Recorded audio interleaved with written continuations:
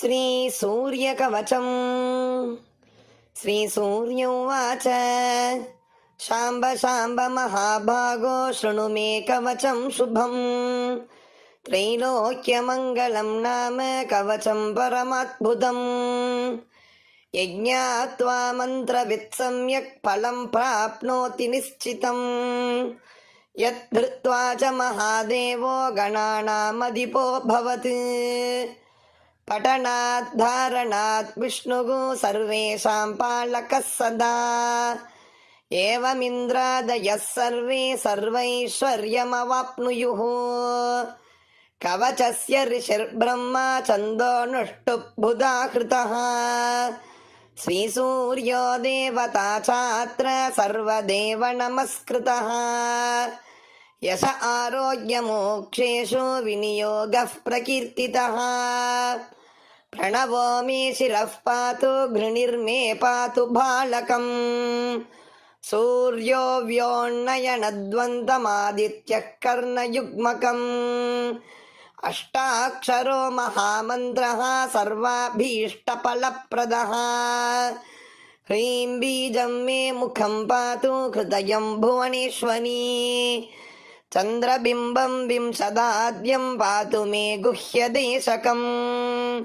अक्षरोऽसौ महामन्त्रः सर्वतन्त्रेषु गोपितः।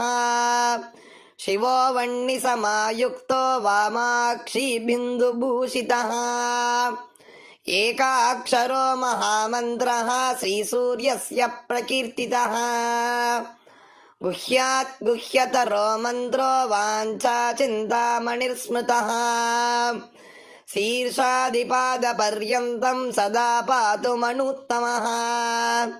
इति ते कथितं दिव्यं त्रिषु लोकेषु दुर्लभम्। श्रीप्रदं कान्तिदं नित्यं धनारोग्यविवर्धनम्। कुष्ठादिरोगशमनं महाव्याधिविनाशनम्। त्रिसन्ध्यं यः पठेन्नित्यम् अरोगी बलवान् भवेत्। बहुना किमिहोक्तेन यद्यन्मनसि वर्तते तत्तत्सर्वं भवेत् तस्य कवचस्य च धारणात्।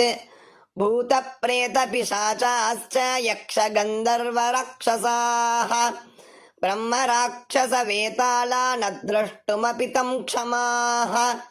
दूरादेव पलायन्ते तस्य संकीर्तनादपि। भूर्जपत्रे समालिह्य रोचना गुरुकुङ्कुमैः। रविवारे च सङ्क्रान्त्यां सप्तम्यां च विशेषतः। धारयेत् साधकश्रेष्ठः सपरो मे प्रियो भवेत्। त्रिलोकमध्यगं कृत्वा धारयेत् दक्षिणे करे। शिखायामथवा कण्ठे सोऽपि सूर्यो न संशयः। इति ते कथितं साम्ब त्रैलोक्यमङ्गलाभिदम्। कवचं दुर्लभं लोके तव स्नेहात् प्रकाशितम्। अज्ञात्वा कवचं दिव्यं यो जपेत् सूर्यमुत्तमम्। सिद्धिर्न जायते तस्य कल्पकोटिशतैरपि। इति श्रीब्रह्मयामले त्रैलोक्यमङ्गलं नाम श्रीसूर्यकवचं सम्पूर्णम्।